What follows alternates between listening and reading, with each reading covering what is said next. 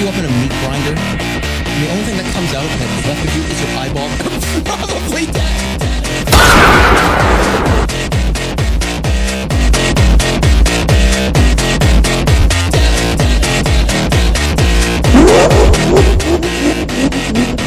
You still got like this part of your finger left.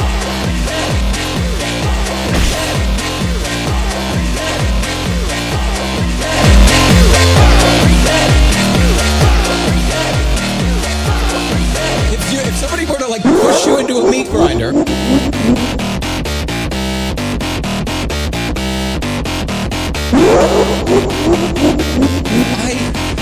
I chop you up in a meat grinder, and the only thing that comes out that's left of you is your eyeball, probably dead.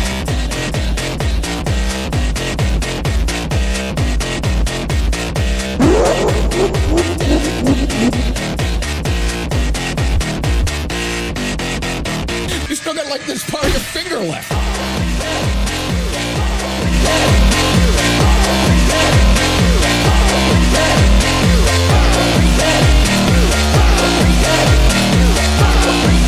If somebody were to like push you into a meat grinder,